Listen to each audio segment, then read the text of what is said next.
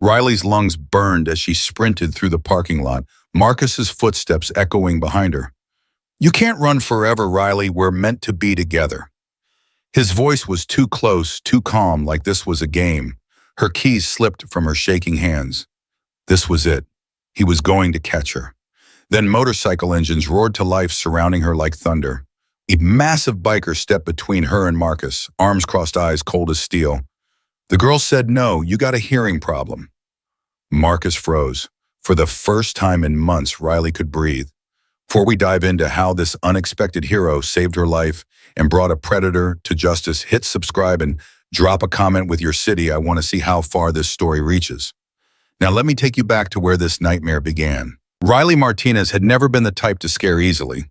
At 17, she'd grown up in Phoenix with a father who drove trucks cross-country for weeks at a time, which meant she'd learned early how to handle herself.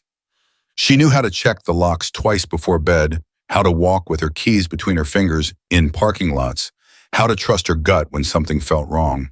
But nothing had prepared her for Marcus Webb. It started 3 weeks ago at the public library on Central Avenue. Riley had been studying for her chemistry, final headphones and completely absorbed in balancing equations, when she felt that crawling sensation of being watched. She'd looked up to find a man staring at her from across the reading room. Not glancing, staring. He was maybe 30, average height, wearing a gray hoodie despite the Arizona heat. The moment their eyes met, he smiled. Not a friendly smile, something else, something that made her stomach drop. She'd packed up her books and left. Fast. "It's nothing," she told herself on the drive home. "Just some creep. You'll never see him again." She saw him again 2 days later, this time at the grocery store where she worked part-time. He was in the produce section when she clocked in for her shift, and he stayed there pretending to examine apples for her entire 4-hour shift. Every time she glanced over, he was looking at her. When her manager asked if she knew him, Riley shook her head. "Want me to ask him to leave?" her manager offered. "No," Riley said, though she didn't know why. "It's fine. He's probably just, I don't know, shopping." But he wasn't shopping. When her shift ended and she walked to her car in the employee lot, she found a note tucked under her windshield wiper. "You have the most beautiful smile. I can't stop thinking about you." Her hands shook as she read it. She looked around the parking lot, but it was empty. The sun was setting, painting the sky orange and purple, and suddenly those colors that usually made her feel peaceful felt threatening, like the world was bleeding. She drove home with her doors locked and her windows up, checking her rearview mirror every 10 seconds. "Dad," she called when she got inside, but the house was quiet. Right, her father wasn't due back from his Denver route for another week. She was alone. Riley crumpled the note and threw it in the trash, then immediately pulled it back out.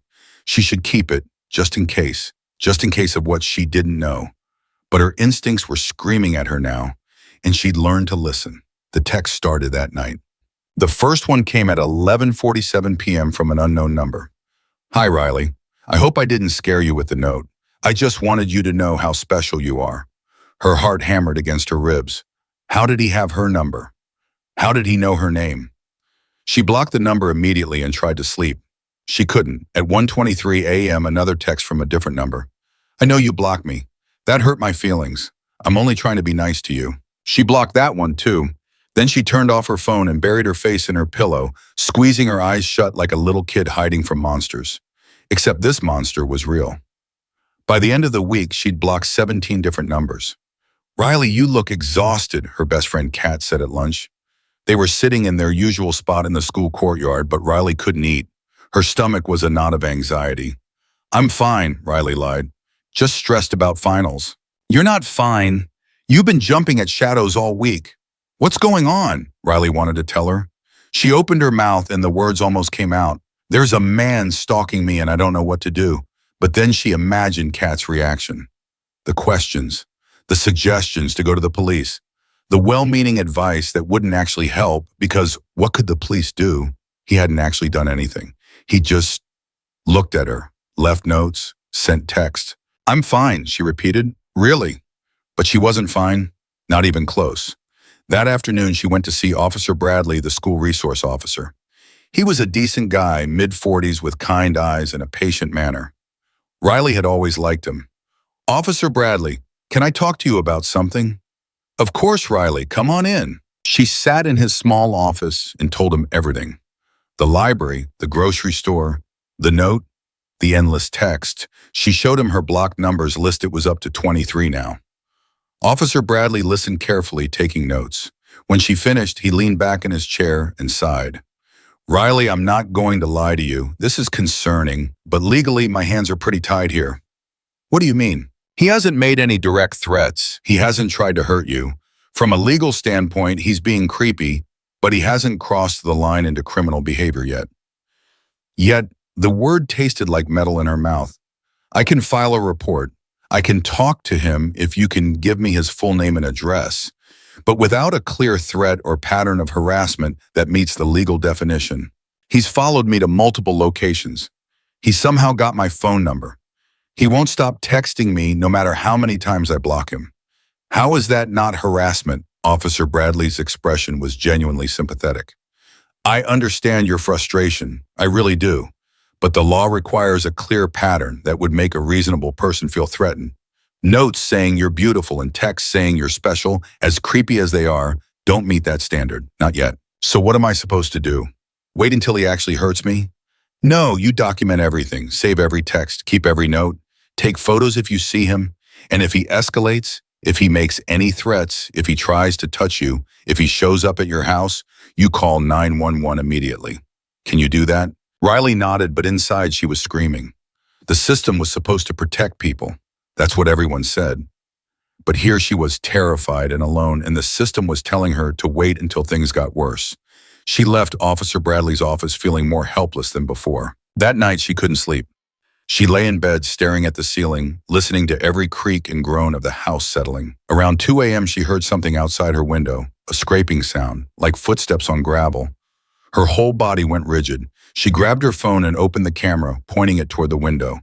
Her curtains were drawn, but there was a gap where they didn't quite meet in the middle. She could see a shadow. Someone was standing there. Her finger hovered over 911, but then she remembered Officer Bradley's words. If he shows up at your house, call immediately. She called. 911, what's your emergency? There's someone in my backyard, outside my bedroom window. I think it's the man who's been stalking me. Are you in immediate danger? Is he trying to enter the home?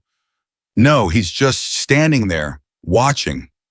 Okay, ma'am, we're sending a unit to your location now.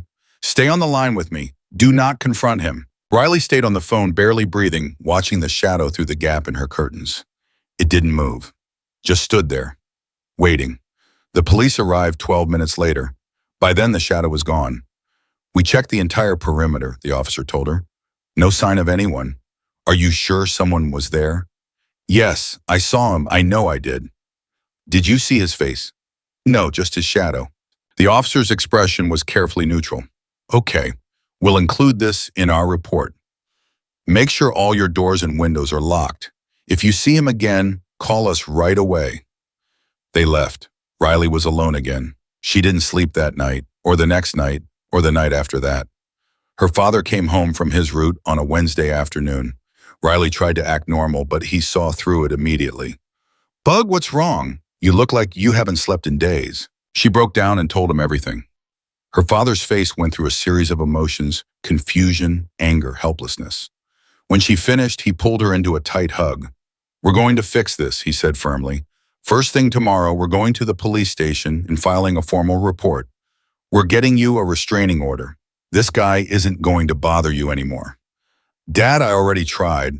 They said they can't do anything unless he makes a threat or tries to hurt me.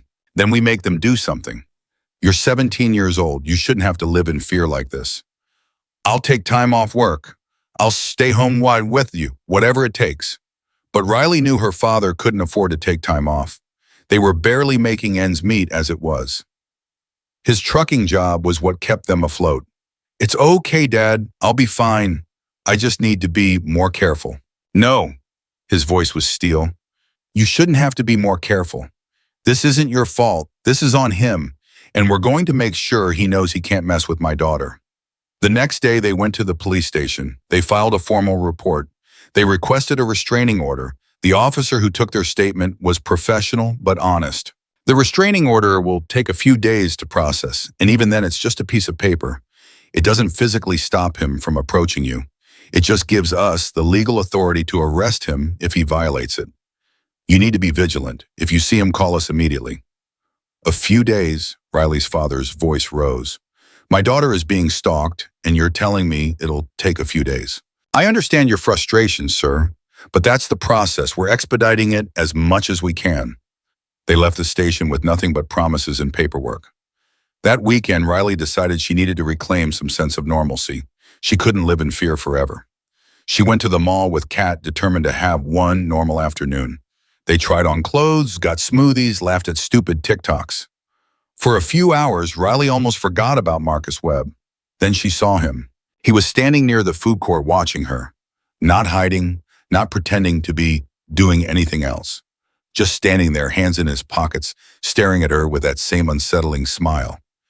Kat, Riley whispered, don't look, but he's here. Who Tom? The guy I told you about, the stalker. He's by the Panda Express. Kat looked despite Riley's warning. Oh my God. Should we call the police? What are they going to do? He's just standing there. He hasn't done anything illegal. Riley, that's insane. He's clearly following you. I know, but the police already told me. I don't care what they told you. This is harassment. Let's go. We're leaving. Now. They hurried toward the exit.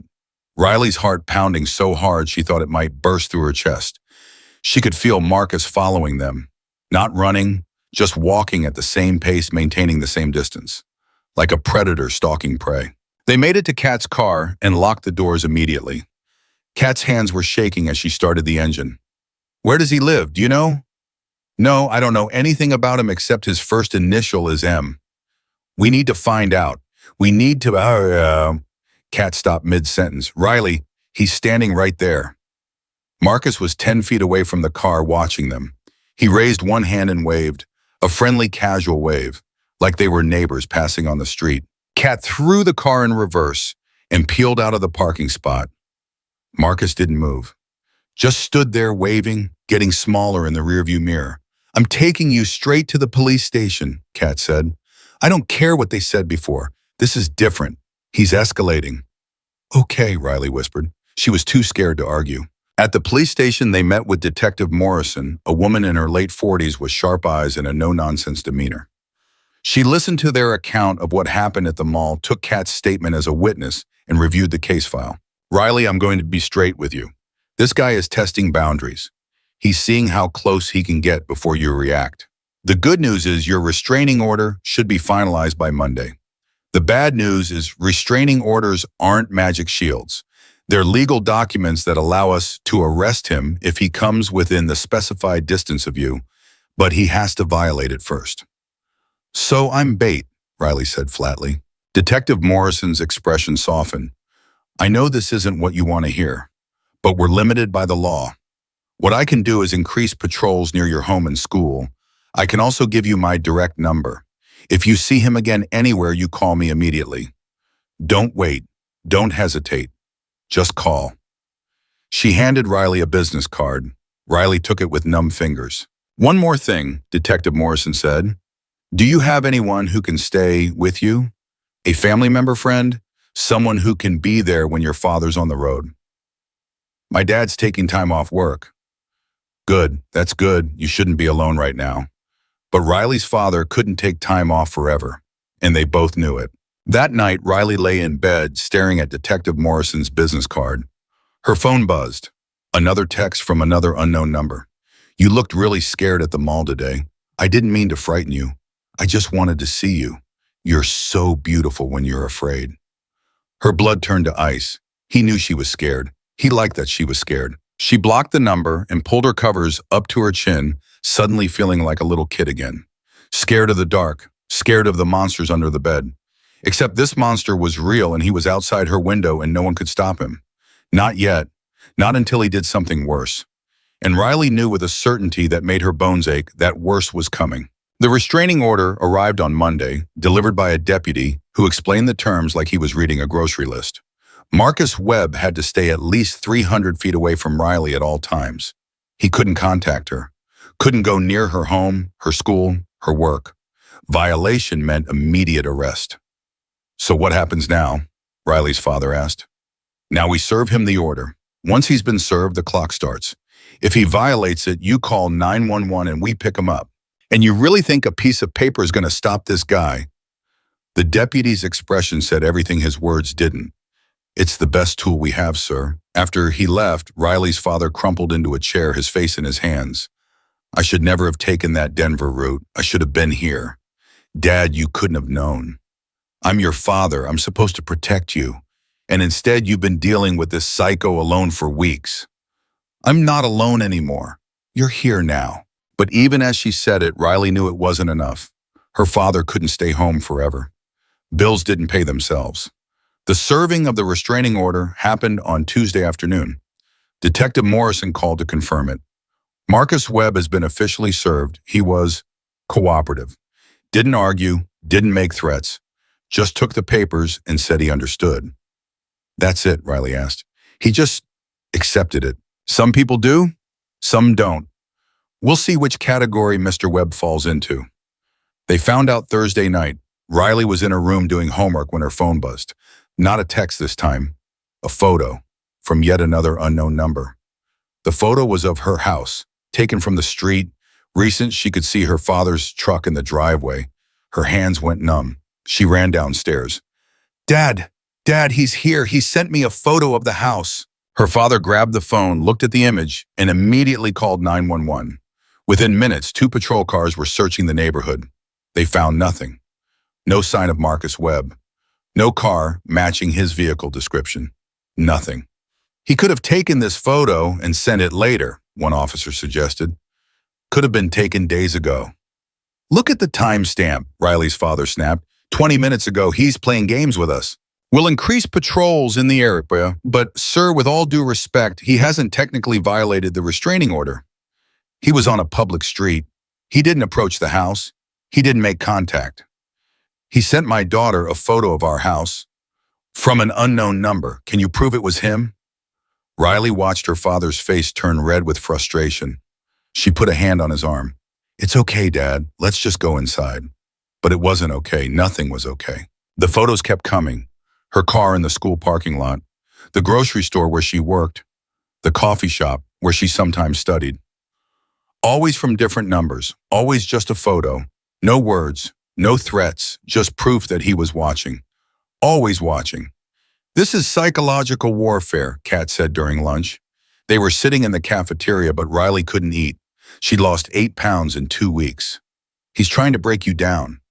It's working, Riley admitted. You can't let him win. That's what he wants. I don't know how to fight someone who won't even show his face anymore.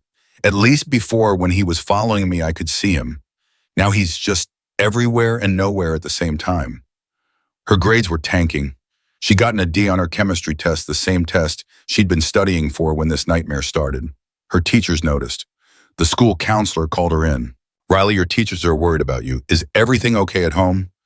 How could she possibly answer that question? No, everything wasn't okay. She was being stalked by a man who seemed to know her every move, who could photograph her from anywhere, who'd found a way to terrorize her without technically breaking any laws. I'm fine, she lied. Just stressed about college applications. The counselor didn't believe her, but what could she do? Riley was drowning and there were no lifeguards in sight. Her father tried everything. He installed security cameras around the house, changed all the locks, varied her schedule so she never left or arrived home at the same time. He even hired a lawyer to explore options for a more restrictive restraining order. The problem, the lawyer explained, is that he's being very careful. He's staying just on the legal side of the line. The photos from public places, the texts from burner phones, it's harassment, but it's difficult to prosecute, especially since we can't definitively prove the photos are coming from him. Who else would it be? Riley's father demanded. I understand your frustration, but in court we need proof beyond reasonable doubt. Right now we have circumstantial evidence in a pattern of behavior. It's not nothing, but it's not enough for criminal charges beyond the existing restraining order. Riley sat in the lawyer's office, feeling like she was watching her own life fall apart from a distance. This wasn't happening. This couldn't be happening. People got justice in the movies. People got saved. But this wasn't a movie. That night, she found another note on her car, this time at home in the driveway. which meant he'd been close enough to touch her car while she and her father slept. The restraining order doesn't change how I feel about you. You're special, Riley. One day you'll understand. She showed it to Detective Morrison the next morning. Okay, this is different, Morrison said, putting on gloves to handle the note. This is potential evidence. If he left prints, we can nail him for violating the order. But when the prints came back, they were smudged, unusable, like Marcus had worn gloves. He's smart, Morrison said quietly. I've seen stalkers before, but this guy, he knows exactly what he's doing. So what am I supposed to do? Just wait until he gets tired of the game. No, you stay vigilant, you document everything, and you trust that he'll slip up eventually. They always do. But Riley was running out of faith in eventually. The breaking point came on a Friday night. Riley's father had finally gone back to work. They couldn't afford another missed paycheck. He'd arranged for Mrs. Chen, their elderly neighbor, to check on Riley every few hours. It wasn't much, but it was something. Riley was in the kitchen making dinner when she heard the doorbell. She checked the security camera feed on her phone. No one there. She waited, heart pounding. The doorbell rang again. Still no one on camera. She called Mrs. Chen. Did you just ring my doorbell? No, honey. I'm watching Wheel of Fortune. Why, Mishking? Someone's ringing the bell, but there's no one there. I'm coming over. Don't open the door. But the ringing didn't stop. Over and over. Ding dong, ding dong, ding dong, like a taunt, like a children's game. Ring and run. Mrs. Chen arrived with her phone already dialing 911, so they stood together in the living room, listening to the doorbell ring and ring and ring. When the police arrived, it stopped. They searched the property. Found nothing. No footprints. No evidence. Just Riley's frayed nerves and Mrs. Chen's worried expression. I'm staying here tonight, Mrs. Chen declared. I don't care what you say. You're not alone in this house. Riley didn't argue. She was too tired to argue. That night, she barely slept. Every sound was Marcus. Every shadow was him watching. Her phone stayed clutched in her hand, Detective Morrison's number on speed dial. At 3:47 a.m., her phone buzzed. I'm sorry I scared you tonight. I just wanted to remind you that I'm always here, watching over you, keeping you safe. You're so beautiful when you're sleeping. Riley's scream woke Mrs. Chen. What is it? Riley couldn't speak. She just showed her the phone. Mrs. Chen's face went pale. Call the police, now. But Riley was already ahead of her, pulling up her security camera feed with shaking hands. She rewound to an hour ago. And there he was, Marcus Webb, standing in her backyard looking up at her bedroom window, close enough that she could see his face in the infrared glow, smiling, always smiling. I got him, Riley whispered. I got him on camera. The police arrived within minutes. Detective Morrison wasn't far behind, still in sweatpants and an old t-shirt. Show me. Riley played the footage. Marcus standing there for 17 minutes just watching her window. Clear violation of the restraining order. Finally they had him. We're putting out a warrant for his arrest right now, Morrison said. He's done. This is over. But it wasn't over. They couldn't find him. Marcus Webb had vanished. His apartment was empty, cleared out like he'd never lived there. His car was gone. His phone was disconnected. It was like he'd evaporated. He knew this was coming, Morrison said. He's been planning this. The backyard visit that was his goodbye. He wanted you to see him one more time before he disappeared. Disappeared where? That's what we're trying to figure out. We've got alerts at the border. We've notified every law enforcement agency in the state. But Riley, I need you to understand something. Just because we can't find him doesn't mean he's gone. It might mean he's gone underground. What does that mean? Morrison's expression was grim. It means he might be watching you without us knowing. Might be closer than we think. You need to be extra careful now. No routines, no patterns. Change everything you can change. Riley felt like she was going to be sick. I thought the restraining order was supposed to protect me. It did. It gave us the legal authority to arrest him, but he has to be found first. Days turned into a week, then two. No sign of Marcus Webb. Riley moved through life like a ghost, jumping at every sound, seeing him in every stranger's face. She couldn't go to school. Panic attacks in the parking lot. Couldn't work. She'd frozen mid-shift when a customer in a gray hoodie walked in. It wasn't Marcus. It was never Marcus. But her brain couldn't tell the difference anymore. Her father came home early from a road, took one look at her, and made a decision. We're leaving Phoenix. Fresh start, new city, new everything. Dad, we can't just run away. Watch me. I'm not letting this destroy you. We'll move. Change our names if we have to. But you're not living like this anymore. But before they could pack a single box, Riley's phone buzzed. A text from Detective Morrison. We found him. Need you to come to the station. They'd arrested Marcus Webb at the California border trying to cross into Mexico. When they searched his car, they found a folder. Photos of Riley. Hundreds of them. Some from before the library encounter.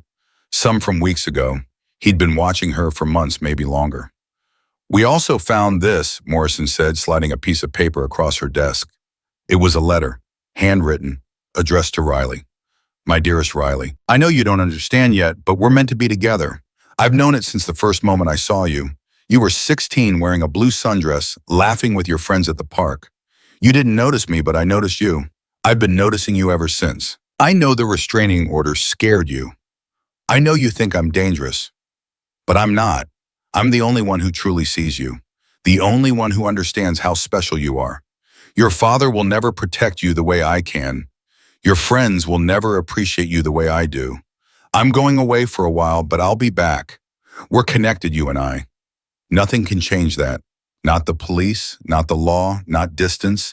I'm just making sure you're safe until we can be together properly. All my love. Marcus Riley's hands shook as she read it. He's been watching me since I was 16. According to the timestamps on some of the photos, yes, maybe longer. The room tilted. Riley gripped the edge of Morrison's arm. What happens now? Now he goes to trial. With the restraining order violation, the photos, this letter, we have a strong case. He'll likely face jail time. Multiple charges, including stalking, harassment, violation of a protective order. How long? Could be years, could be less. Depends on the judge, the plea deal, a lot of factors. But Riley, even after he's sentenced, even after he serves his time, you need to stay vigilant. Stalkers don't just stop. The obsession doesn't end with jail time. So I'm never safe. That's what you're saying. Morrison's silence was answer enough. The preliminary hearing was scheduled for 3 weeks out. Riley tried to return to some kind of normal life. Tried to go back to school. Lasted 2 days before another panic attack sent her home. Her father finally pulled her out, arranged for online classes for the rest of the semester. We're still moving, he said. After the trial, after he's sentenced, we're getting out of Phoenix. This city is poisoned now. Riley didn't argue. He was right. Every street corner held a memory of fear. Every parking lot was where Marcus had watched her. The whole city felt contaminated. 2 days before the hearing, Riley was in the backyard with Mrs. Chen trying to water the plants her mother had left behind before the divorce. The sun was setting, turning everything golden. For just a moment, Riley felt almost peaceful. Then her phone buzzed. Unknown number. Of course. She almost didn't open it, almost deleted it without looking. But something made her check. It was a photo. Recent, very recent, of her and Mrs. Chen in the backyard, taken from somewhere close, somewhere in the neighborhood. The text that followed made her blood freeze. Did you really think jail could keep me away from you? We're meant to be together. You'll see that soon. I'm just making sure you're safe. Riley dropped the phone. Mrs. Chen picked it up, read the message, and her face went white. He's here, he's out. That's impossible. Detective Morrison said, I don't care what she said. He's here, he's watching us right now. They ran inside, called 911, called Morrison. The response was chaos. Marcus Webb had been released on bail pending trial. A technicality, an overcrowded jail, a judge who thought he was low flight risk because he'd surrendered at the border. I'm so sorry, Morrison said on the phone. I should have called you, I should have warned you, but he's not supposed to be anywhere near you. This is a violation of his bail conditions. We're picking him up now. He's here. He just sent me a photo taken minutes ago. We're on our way. Stay inside. Lock the doors. We're coming. But Riley knew with a certainty that made her bones ache that locked doors wouldn't stop Marcus Webb. Not anymore. He'd crossed too many lines already. What was one more? She stood in her living room, Mrs. Chen beside her, both of them staring at the locked door like it was made of paper. Waiting for Marcus to decide what came next. Waiting for the moment when his obsession finally turned from psychological torture into something worse. And absolutely knowing that moment it was coming soon. The police arrived 18 minutes later, 18 minutes that felt like 18 hours. Riley and Mrs. Chen spent every second of it watching the windows, listening for footsteps, waiting for Marcus to make his move. He didn't. By the time Detective Morrison burst through the door with 3 uniformed officers, there was no sign of him anywhere. "He's playing with you," Morrison said, her jaw tight with anger. "He sent that photo to prove he could get close, then vanished before we arrived. He's showing you that he's in control." "Well, it's working," Riley said. Her voice sounded hollow, even to her own ears. "What am I supposed to do now? Just wait for him to decide when he's done playing." Morrison's phone rang. She stepped away to answer it, her expression darkening with each word. When she came back, Riley knew it was bad news. Marcus Webb didn't check in with his bail supervisor this morning. "There's a warrant out for his arrest, but he's in the wind again. We've got units searching, but nothing," Riley's father interrupted. He'd just arrived home, having broken every speed limit from Tucson when Riley called him. "My daughter's not staying in this house. Not in this city. We're leaving. Tonight." "Mr. Martinez, I understand your frustration, but running might not, what might not stop him? You know what definitely won't stop him? Sitting here like targets, waiting for him to decide what he wants to do next. We're done waiting. We're done trusting the system. I'm taking my daughter somewhere safe." "Dad, where?" Riley asked. "He found us in Phoenix. He'll find us wherever we go. Then we keep moving, but we don't stay here." They packed that night, just essentials. Closed documents, Riley's laptop. Her father called his dispatcher, quit his job over the phone. 23 years with the same company gone in a 3-minute conversation. Riley watched him do it and felt like she was watching her life burn down. "You don't have to do this," she said. "I can't let you give up everything because of me. You're not making me do anything. This is my choice. You're my daughter. Nothing else matters." They loaded the truck under the watchful eyes of 2 patrol officers Morrison had stationed outside. The plan was to drive to Albuquerque, stay with Riley's aunt for a few days, while they figured out next steps. Morrison had already contacted New Mexico authorities, sent them Marcus's information, arranged for protection. "Call me when you get there," Morrison said. "And Riley, I'm sorry. I'm sorry the system failed you. I'm sorry we couldn't keep you safe." Riley didn't know what to say to that. Sorry didn't change anything. Sorry didn't erase the fear that had taken root in her chest like a tumor. They left at 2 a.m. hoping the darkness would hide them. Riley sat in the passenger seat, watching Phoenix disappear in the side mirror. She'd lived in this city her whole life. Every memory she had was here. Her first day of kindergarten, learning to ride a bike, her mother leaving, everything. And now Marcus Webb had poisoned all of it.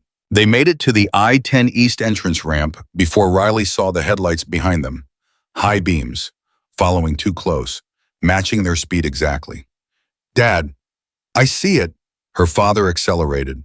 The car behind them accelerated. He changed lanes, so did the car. "It's him," Riley whispered. "It's Marcus." "We don't know that." But they did know. Riley could feel it in her bones. Her father grabbed his phone, hands shaking. "Call 911 now." Riley dialed with numb fingers. "There's a car following us on I-10 eastbound. We have a restraining order against someone, and we think it's him." "Can you see the license plate?" "No, his brights are on. We can't see anything." "What's your current location?" Riley looked at the mile marker they'd just passed. Mile marker 161. "Stay on the line. Units are en route." But the nearest unit was 20 minutes away. Marcus was 20 feet behind them, right now. Her father floored it. The truck lurched forward, engine roaring. 80, 90, 95. The car kept pace, then Riley's phone buzzed. She looked down, stomach dropping. "You can't run from destiny, Riley. We're meant to be together. This chase is just foreplay." "He's texting me while he's driving," Riley said, her voice rising with hysteria. "He's right behind us and he's texting me." "Don't respond. Don't give him anything." The highway stretched ahead of them, empty except for the occasional semi. No exits for miles. No escape routes. Just straight road and Marcus Webb's headlights in the mirror getting closer.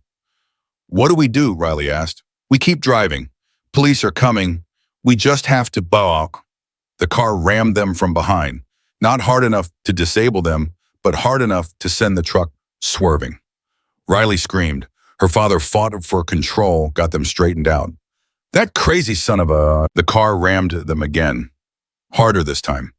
He's trying to run us off the road, Riley shouted into the phone. The car just hit us twice.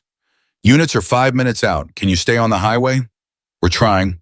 But Marcus had other plans. The next ram was deliberate, calculated, hitting them at an angle that sent the truck skidding toward the shoulder. Her father overcorrected. The truck fishtailed. For one terrifying moment, Riley thought they were going to flip. They didn't flip. But they did go off the road. The truck bounced over the rough desert terrain, kicking up dust and rocks. Her father slammed on the brakes. They stopped 50 feet from the highway, the engine still running, both of them breathing hard. Behind them, Marcus's car pulled onto the shoulder. Stopped. The headlights shut off. Riley's father reached under his seat, pulled out something Riley had never seen before. A gun. Dad, what? Stay in the truck. Lock the doors. If he comes near us, you drive. You understand me? You drive and you don't stop. I can't leave you. You will if I tell you to. Promise me. Riley couldn't speak. She just nodded. Her father opened his door, stepped out. Riley watched him walk toward Marcus's car gun at his side. Not pointing it, just holding it, just making it clear. Marcus got out of his car. Even from 50 feet away, even in the darkness, Riley could see that smile. Mr. Martinez, Marcus called out. I don't want any trouble. I just want to talk to Riley. You've got a restraining order. You've got a warrant out for your arrest. And you just ran us off the road. You're done talking. Police are on their way. Are they? Because I don't hear any sirens. Do you? Riley strained to listen. Nothing, just the desert wind and the hum of the highway traffic in the distance. Doesn't matter, her father said. They're coming, and when they get here, you're going to jail for a long time. Maybe, or maybe Riley and I will be long gone by then. Did you really think you could take her away from me? We're connected. You're a stalker, you're a predator, and you're not getting anywhere near my daughter. Marcus took a step forward. Riley's father raised the gun. Don't. Marcus stopped, but he didn't look scared. He looked amused.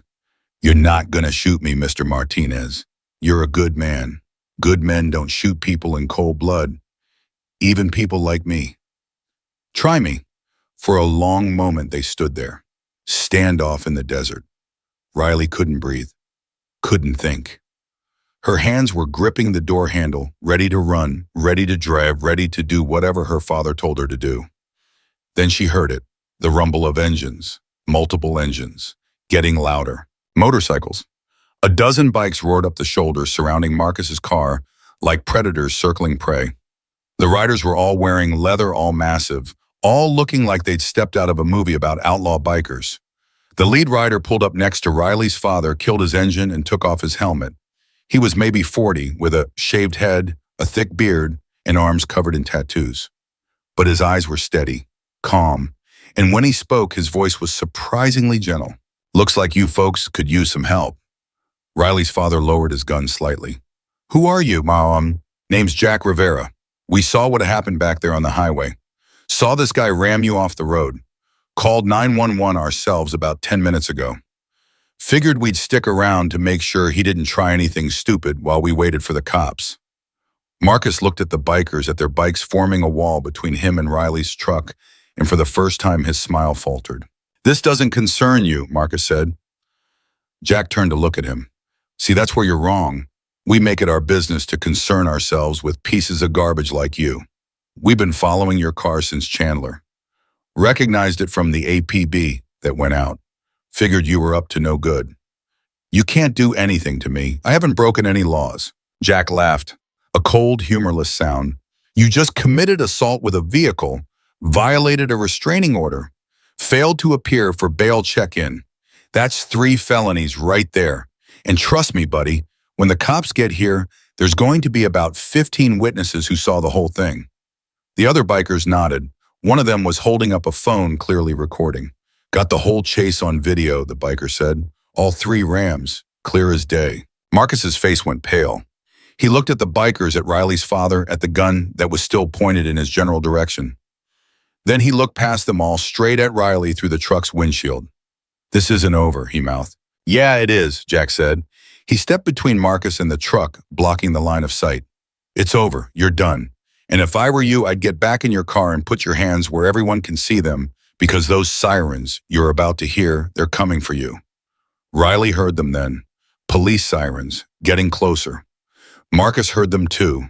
For a second, she thought he might run, might try to fight, might do something desperate.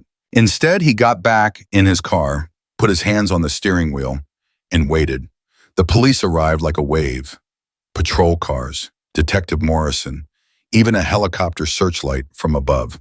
They pulled Marcus out of his car, cuffed him, read him his rights. Morrison came over to Riley's truck, opened the passenger door. "You okay?" Riley nodded, but she couldn't speak.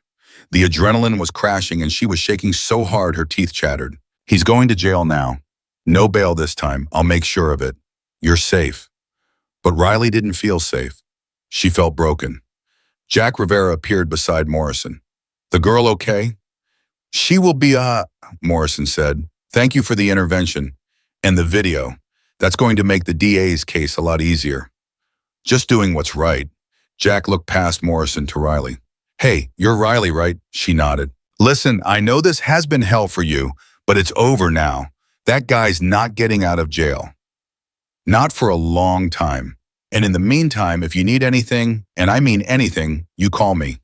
He handed her a business card through the window. "We've got resources, safe houses, legal help, counseling, whatever you need." Riley looked at the card. It had a logo, a motorcycle with wings and text that read Desert Hawks MC, protecting those who can't protect themselves. What a motorcycle club. We're a lot of things, but mainly we're people who believe nobody should have to live in fear, especially not from predators like that guy. "Why do you do this?" Jack's expression darkened. "Because 5 years ago, my sister didn't have anyone to help her when she was being stalked. She ended up in the hospital. Guy got 6 months and a slap on the wrist. When she got out, she couldn't look at herself in the mirror, couldn't sleep, couldn't function. Took her 2 years to even start healing.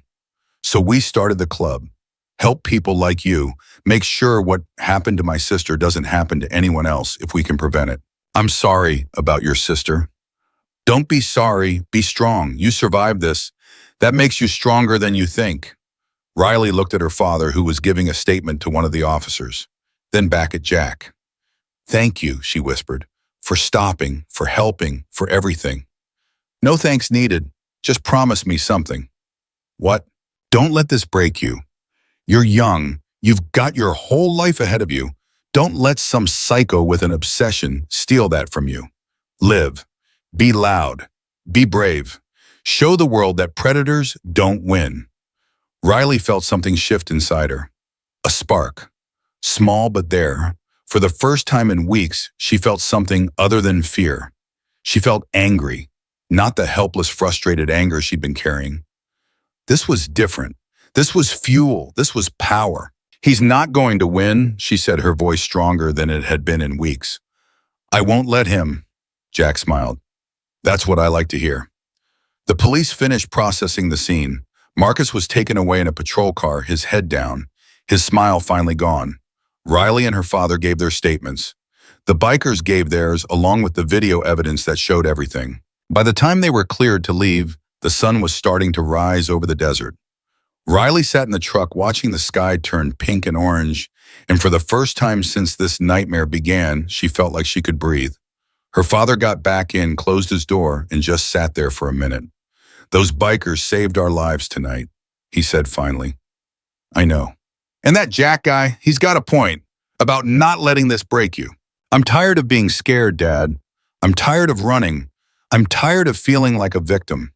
"Then don't be a victim. Be a survivor. Be a fighter. Be the girl I raised you to be." Riley looked at Jack's business card in her hand. An idea was forming. Scary, bold, maybe crazy. "What if we didn't leave Phoenix?" she said. Her father stared at her. "What? What if we stayed? What if I testified against Marcus? What if I made sure he goes away for as long as possible? What if I stopped running and started fighting back? Riley, after everything that just happened, I'm still alive, and he's the one in handcuffs. That means something. That means I'm stronger than he is, and I want to prove it.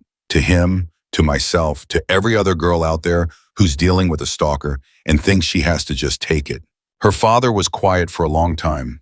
Then he reached over and squeezed her hand. Okay, he said. Okay, we stay, we fight. We make sure that son of a bitch never hurts anyone again. Riley called Jack Rivera 3 days later. He answered on the second ring. Riley, how are you holding up? I need your help, she said. I want to make sure Marcus Webb never gets out of prison. I want to testify. I want to make the strongest case possible. And I heard you guys have experience with this kind of thing. We do, and we'll help you. Whatever you need. There's something else. When they arrested Marcus, the detective said something about finding photos. Lots of photos. Of me. Going back months. Maybe years. Yeah, I heard about that. What if there are other girls? What if I'm not the first person he's done this to? Jack was quiet for a second. That's exactly what we were thinking. And we've already started looking into it. If there are other victims, we'll find them. And we'll help them too. Can I help? I want to help. Riley, you've been through enough. You don't have to.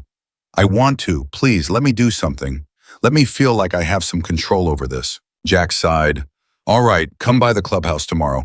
We'll show you what we found so far. But Riley, this isn't going to be easy. If there are other victims, their stories are going to be hard to hear. I know, but I need to hear them. I need to know I'm not alone in this. You're not alone, not anymore. You've got us now. And we don't abandon our own. Riley hung up and looked at her father, who'd been listening from the kitchen. You sure about this? He asked. No, she admitted, but I'm doing it anyway. Because Jack was right. She was a survivor. And survivors didn't hide. They fought back. Starting now. The Desert Hawks clubhouse was nothing like Riley expected. She'd pictured something dark and intimidating, but instead found a renovated warehouse with an office area, a meeting room, and walls covered in photos. Photos of women, dozens of them, some smiling, some crying, all survivors. These are the people we've helped over the past 5 years, Jack said, noticing where Riley was looking. Stalking victims, domestic violence survivors, people who fell through the cracks of the system. Did you help all of them? We tried. Some we got to in time. Some, his jaw tightened. Some we didn't. A woman emerged from the office, late 30s, with short dark hair and a scar running down her left cheek. She extended her hand to Riley. I'm Maria, Jack's sister. Riley shook her hand, trying not to stare at the scar. Maria noticed anyway. It's okay. I'm not ashamed of it anymore. It's a reminder that I survived, that I'm still here, and he's not. Your stalker. My ex-husband took me 3 restraining orders and a nearly fatal beating before the system finally put him away. Been free for 4 years now, working with Jack to make sure other women don't have to go through what I did.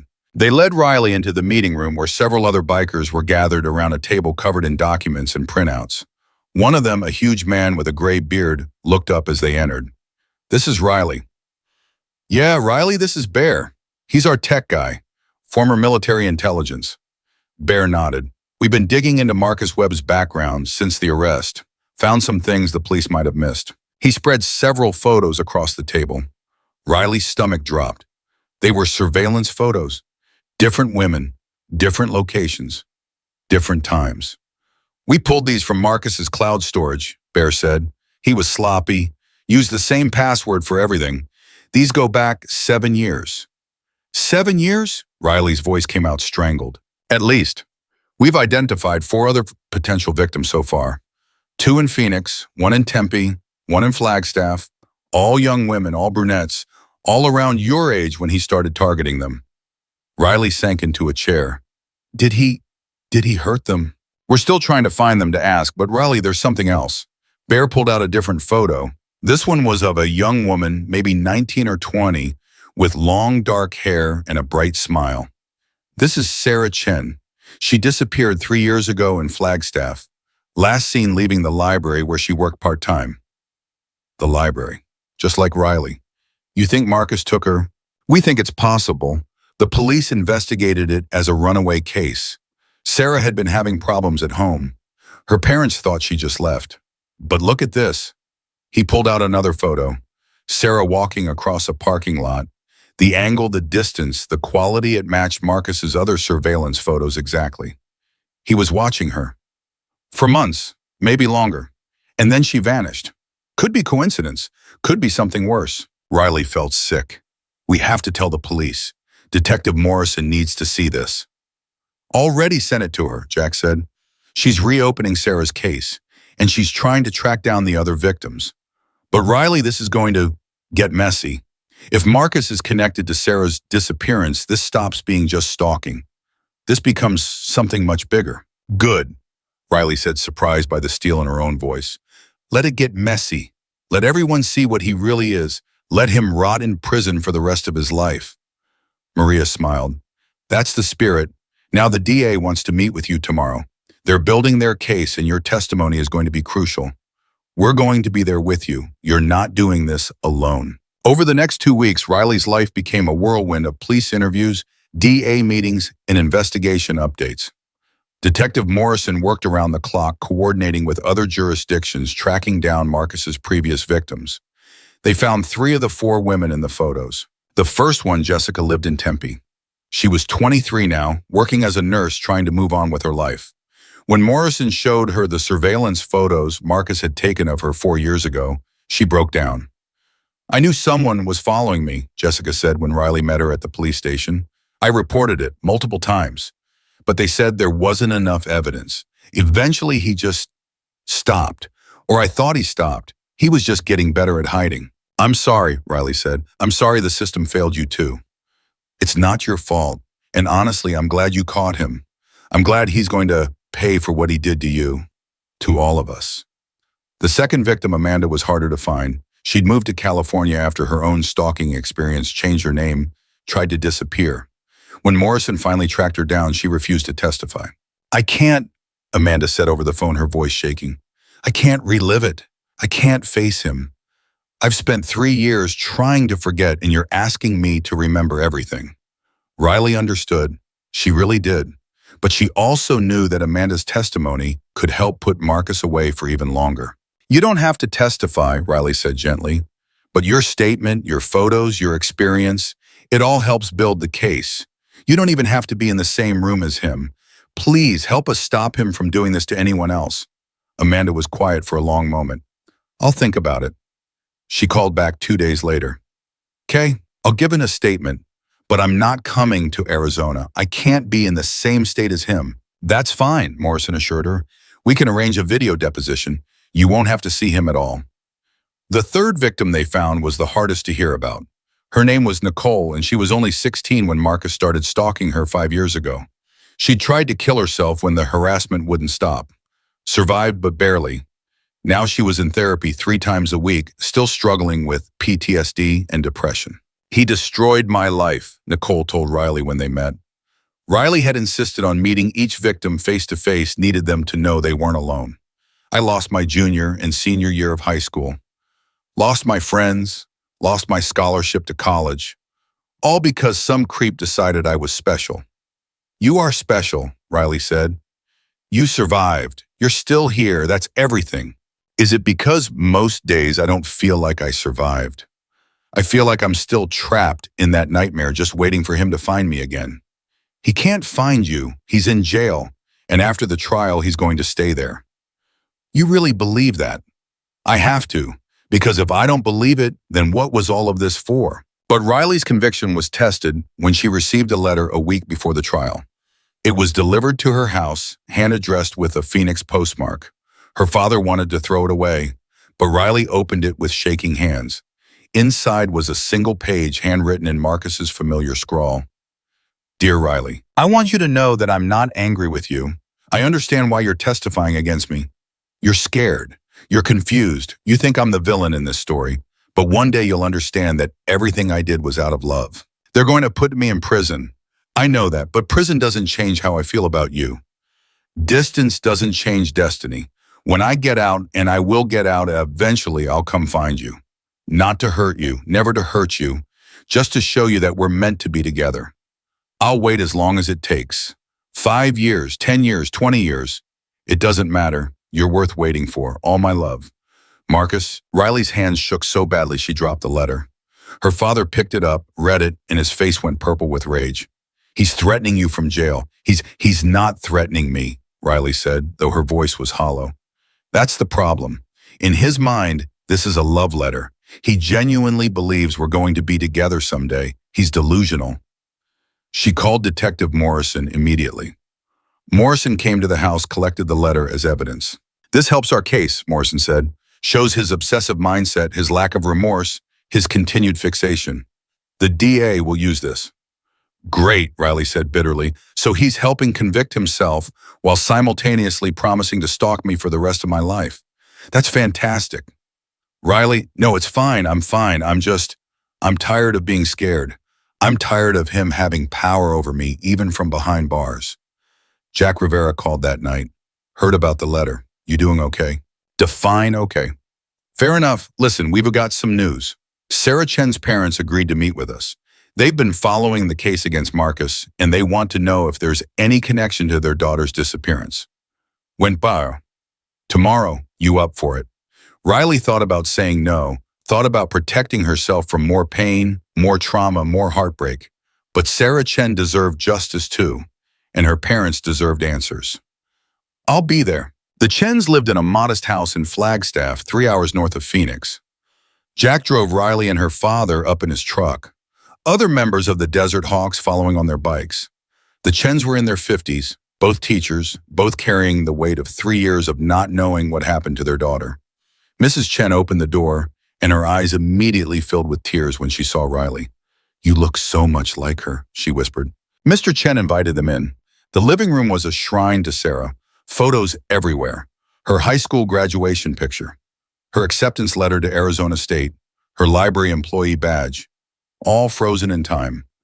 The police say you found photos, Mr. Chen said after they sat down. Photos of Sarah that this Marcus Webb took. Yes, sir, Bear said, pulling out his laptop. We found them in his cloud storage. They date back to the months before Sarah disappeared.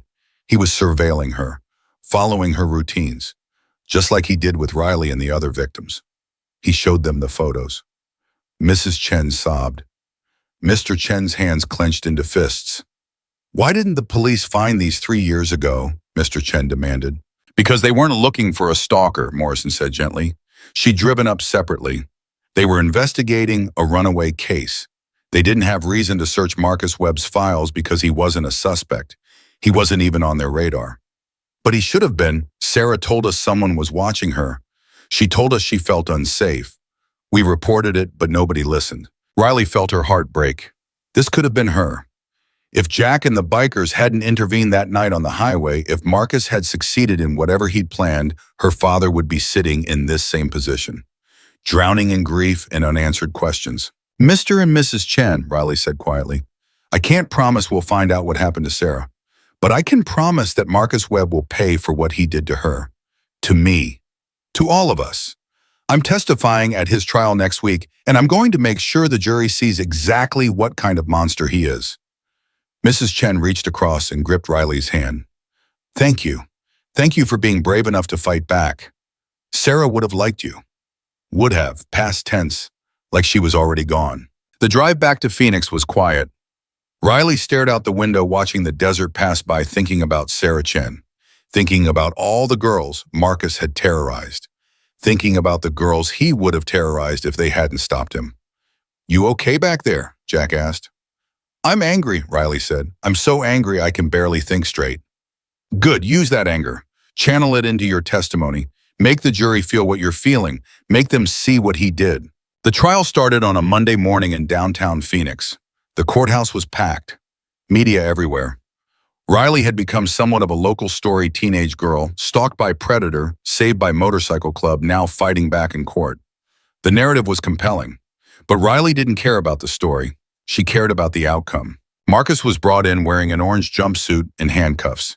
He scanned the courtroom until his eyes landed on Riley. Then he smiled. That same smile that had haunted her for months. She didn't look away, didn't flinch, just stared right back at him until his smile faltered. The prosecution's opening statement was powerful. They laid out the timeline of Marcus's stalking, showed the surveillance photos, read excerpts from his disturbing letters. They called it what it was, obsessive predatory behavior that escalated to violence. The defense's opening statement tried to paint Marcus as a lonely man who'd made mistakes, who'd misread social cues, who'd gotten confused about boundaries. They called it a misunderstanding, an overreaction.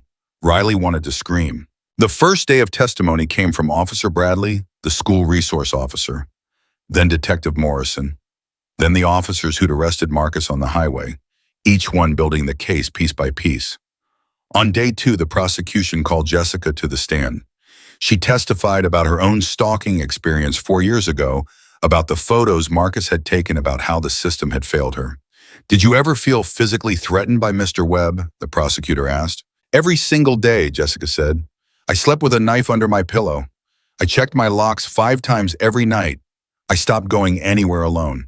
That's not just feeling threatened, that's living in constant terror." Amanda testified via video link from California. Her testimony was just as powerful. 2 victims, 2 stories, both eerily similar to Riley's. On day 3, it was Riley's turn. She walked to the stand with her head high, refusing to show fear. She was sworn in, sat down, and looked directly at the jury. Not at Marcus, not at the defense attorney, at the 12 people who would decide his fate. The prosecutor started with simple questions: her name, her age, where she went to school. Then they moved into the timeline: the library encounter, the grocery store, the notes, the texts, the photos, the escalation. "Miss Martinez, can you describe what it was like to live under constant surveillance by the defendant?" Riley took a breath. "It was like drowning. Every day, a little more water in my lungs. Every day, a little less air. I stopped sleeping, stopped eating, stopped trusting anyone. I couldn't focus at school, couldn't be around my friends without panicking. He stole my life from me without ever laying a hand on me. That's the thing people don't understand about stalking. You don't have to be physically hurt to be destroyed by it. And when he violated the restraining order, when he followed you and your father on the highway, how did that make you feel? Like I was gonna die. Like he'd finally decided to stop playing games and do whatever he'd been planning all along. If those bikers hadn't shown up, if they hadn't helped us, I don't know what would have happened. But I know it wouldn't have been good." The defense attorney's cross-examination was brutal. She tried to make Riley admit she'd encouraged Marcus's attention, that maybe she'd smiled at him in the library, that maybe she'd been too friendly. "Isn't it possible, Miss Martinez, that you misinterpreted Mr. Webb's intentions?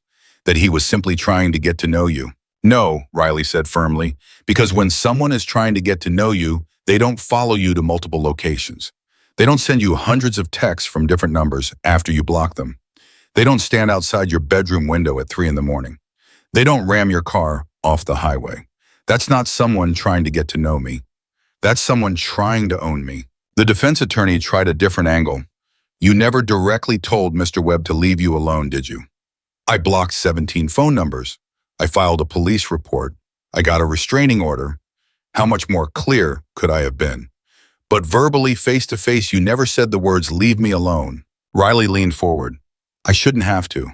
When someone blocks your number, when someone gets a restraining order against you, when someone literally runs away from you, that's them saying, 'leave me alone.' The fact that you're even asking this question shows you don't understand how stalking works. Predators like Marcus don't listen to words. They don't care about boundaries. They only stop when they're forced to stop." The jury was nodding. Riley could see it. They got it. They understood. On day 4, the prosecution dropped their bombshell. They called a forensic analyst who'd been examining Marcus's computer files. "We found deleted files," the analyst testified, "thousands of photos and videos that Mr. Webb had attempted to erase. Most were similar to what we've already seen surveillance of the victims we've identified.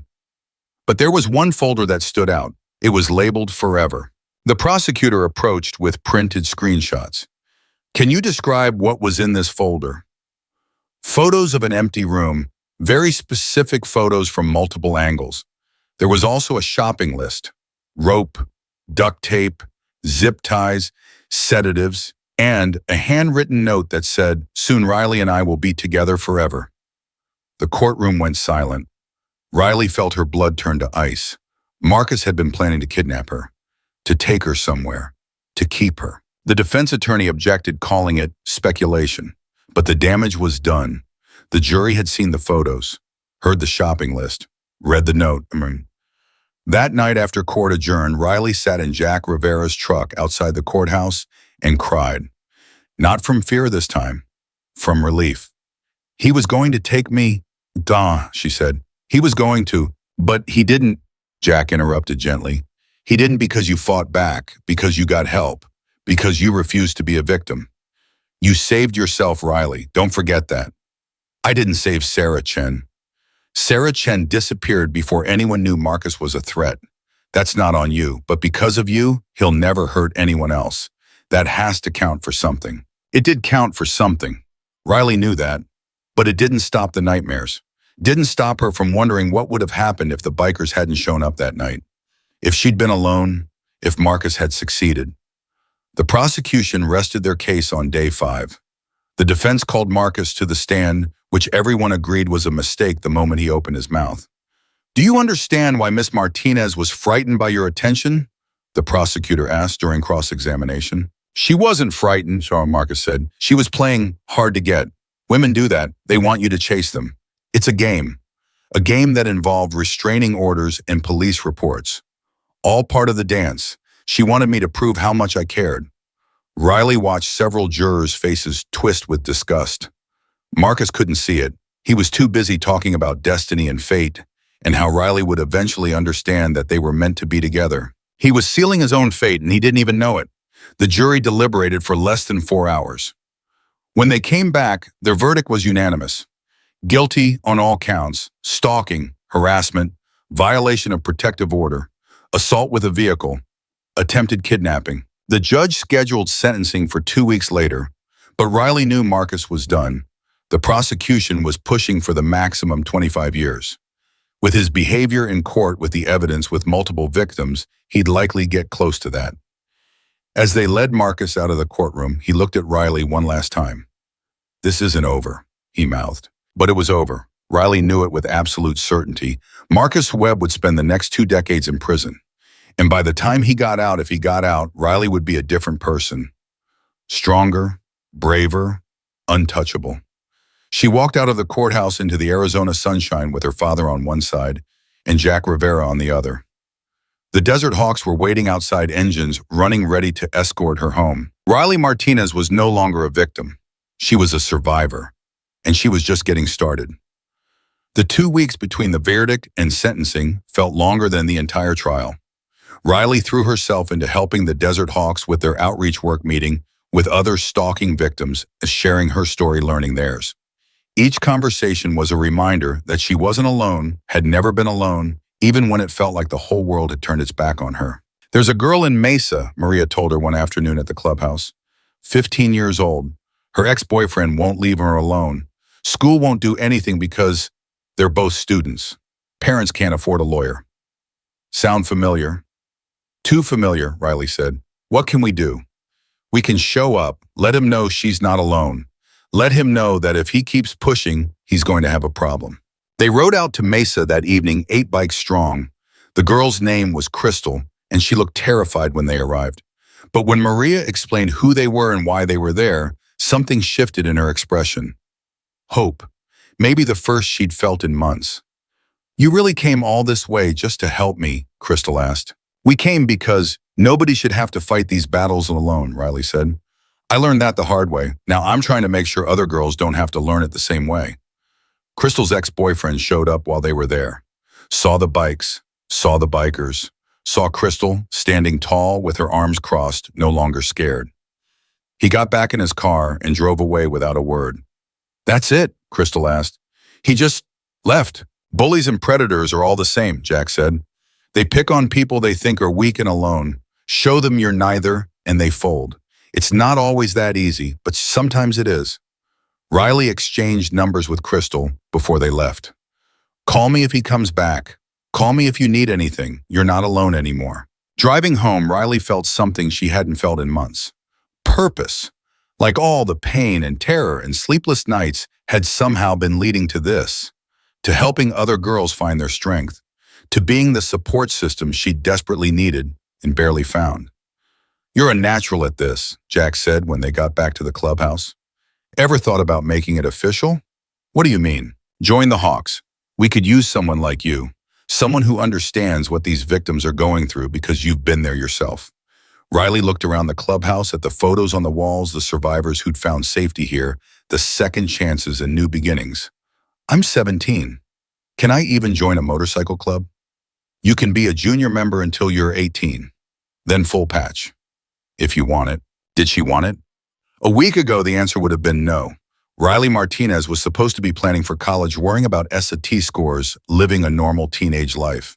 But that life was gone. Marcus Webb had burned it to the ground. And from the ashes, something new had grown. Something stronger. Yeah, she said, I want it. The sentencing hearing was packed. Even more people than the trial. Riley sat in the front row with her father, Detective Morrison, beside them, the Desert Hawks filling the rows behind. Marcus was brought in looking smaller, somehow like the guilty verdict had physically diminished him. The prosecution went first, calling for the maximum sentence.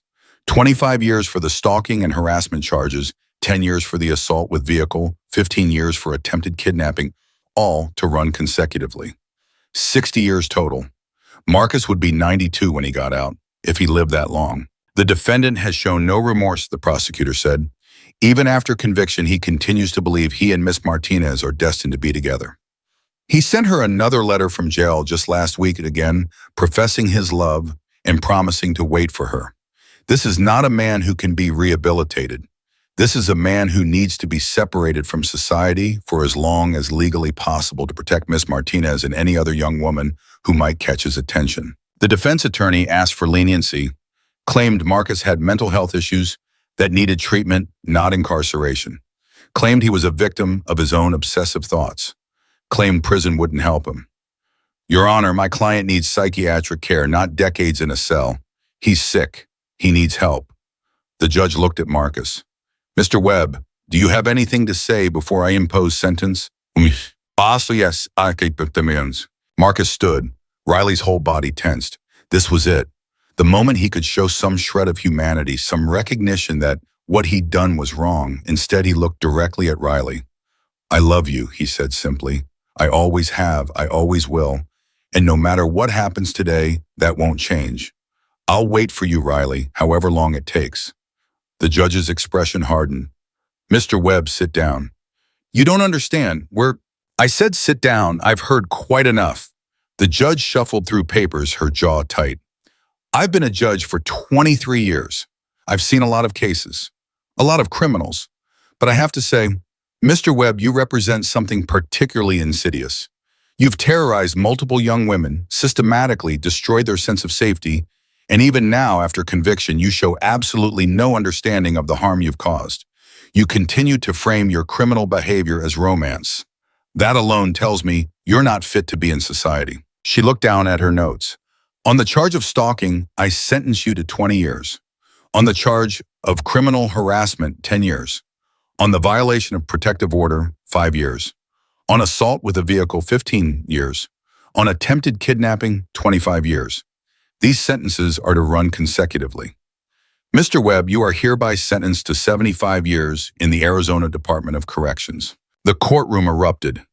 Riley felt her father's arm around her shoulders, heard Maria crying behind her, felt the weight of months of terror finally lifting.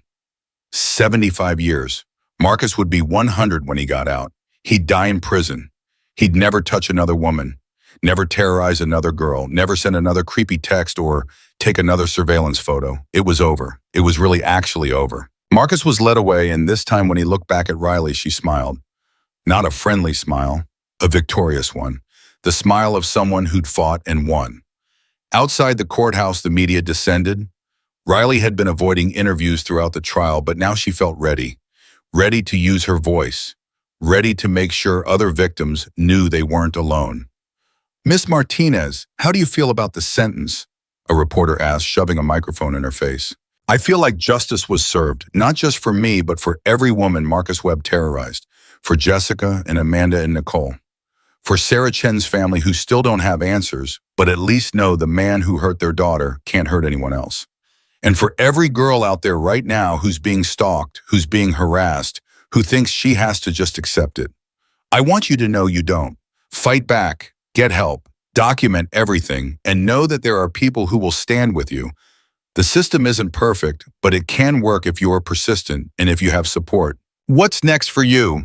Riley looked at Jack at the Desert Hawk standing behind her like a wall of protection. I'm going to keep fighting, keep helping other victims, Keep making sure predators know they can't win. That's what's next. That night, the Hawks threw a celebration at the clubhouse. It wasn't exactly a party, more like a collective exhale of relief. Riley found herself surrounded by the other victims, by survivors, by women who'd walked the same dark path she had and come out the other side. So what now? Jessica asked. You go back to school, try to be normal again. I don't think I can be normal again, Riley admitted. I don't think I want to be. Normal didn't save me. Fighting back saved me. Having people who believed me saved me. I want to be that for other people. You already are, Amanda said through the video call they'd set up so she could join from California. You inspired me to finally tell my story publicly. I'm doing an interview with a victim advocacy organization next week, talking about my experience with Marcus and with stalking in general. If you can be brave, so can I. Nicole was quieter, sitting in the corner with a cup of coffee. Riley went over and sat beside her. You okay? I don't know. I thought I'd feel better after the sentencing, but I just feel empty. Like I've been carrying this weight for so long that now that it's gone, I don't know what to do with myself. That's normal. Trauma doesn't just disappear because the person who caused it goes to jail. You've got to heal, and that takes time. How are you so strong?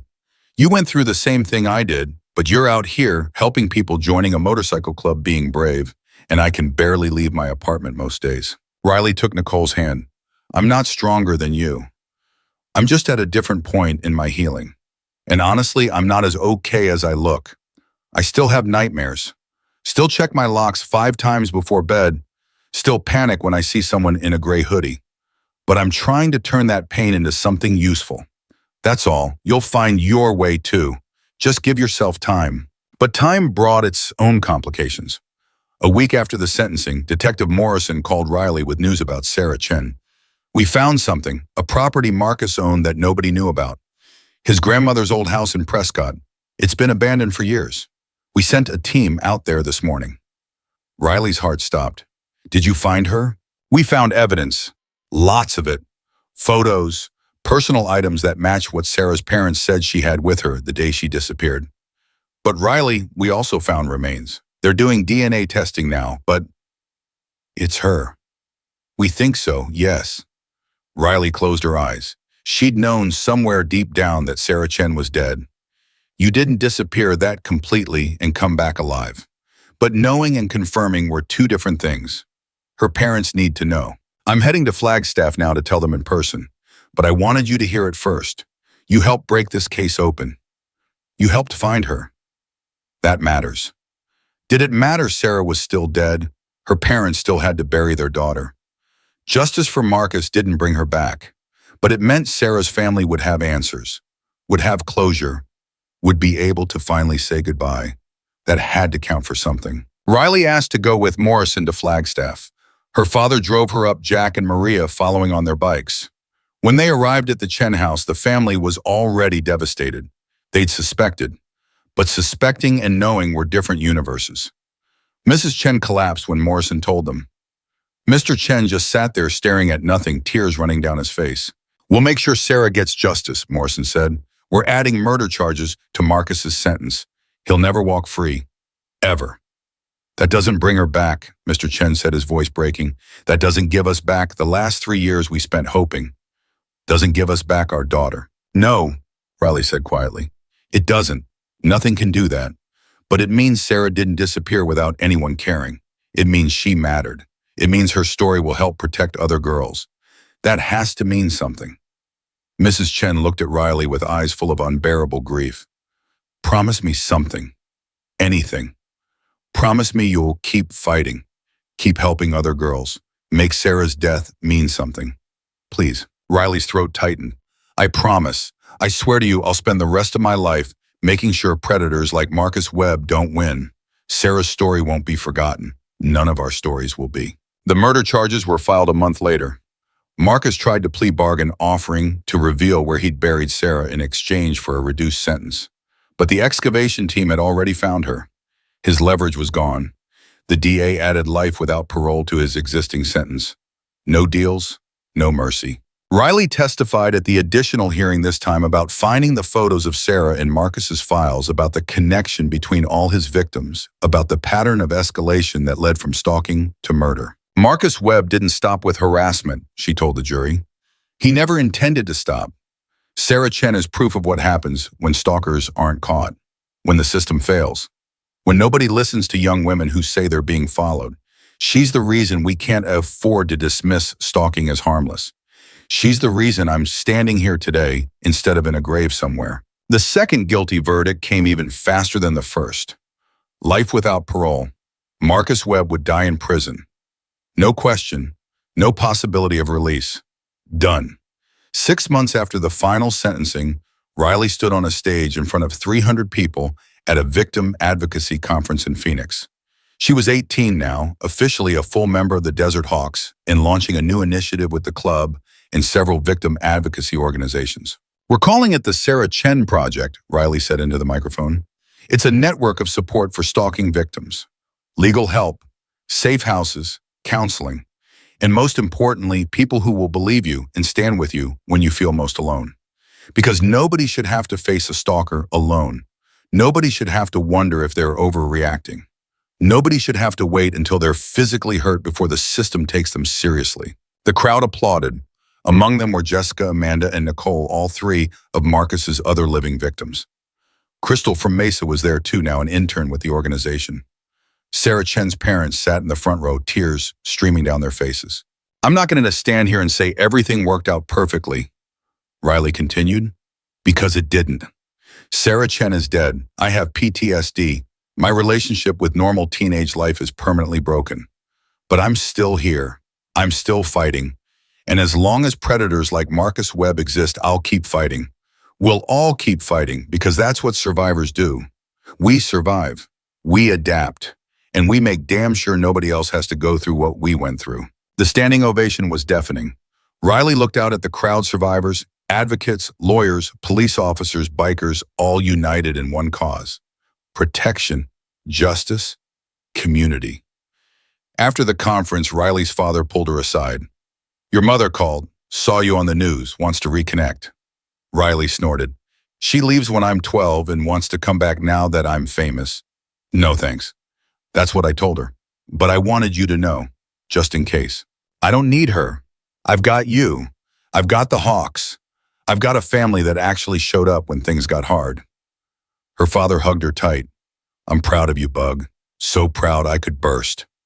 I'm proud of me, too. That's new. That night, Riley rode her own bike for the first time. Jack had spent months teaching her, insisting that if she was going to be a hawk, she needed to ride. She'd passed her motorcycle test the week before gotten her license, and now she was part of the pack. They rode through Phoenix under the stars, engines roaring freedom in every mile. Riley thought about the girl she'd been a year ago. Terrified, isolated, convinced she was going to die and nobody would care. That girl was gone. In her place was someone stronger. Someone who'd looked evil in the face and refused to blink. Someone who'd taken her pain and turned it into purpose. The nightmares still came sometimes. The panic attacks still hit when she least expected them. But now when they came, she had tools to handle them, had people to call, had a community that understood. 3 years later, Riley Martinez stood at the gates of Arizona State University, starting her first day as a criminal justice major. She'd deferred enrollment twice to focus on advocacy work, but now she was ready to learn the system from the inside, ready to change it, ready to make sure the next girl who walked into a police station saying she was being stalked would be taken seriously from day one. Her phone buzzed. A text from Crystal, now 16 and thriving. Good luck today. Kick ass. Another from Jessica. Remember, you got this. You've already survived the hardest test there is. Another from Nicole, who'd finally started her own healing journey and was doing better every day. Proud of you. Sarah would be proud too. Riley smiled and walked through those gates with her head high. Marcus Webb was 3 years into a life sentence. Sarah Chen had been laid to rest with full honors. The Sarah Chen Project was helping victims in 5 states. The Desert Hawks had expanded their advocacy work. Crystal was thriving. Jessica was in nursing school. Amanda was writing a book. Nicole was painting again. They'd all survived. They'd all found ways to live beyond the trauma. They'd all refused to let the predators win. And Riley Martinez, once a terrified 17-year-old girl who thought she was going to die alone and forgotten, was now a warrior for justice, a voice for the voiceless, and living proof that survivors don't just endure. They rise, they fight back, and they change the world.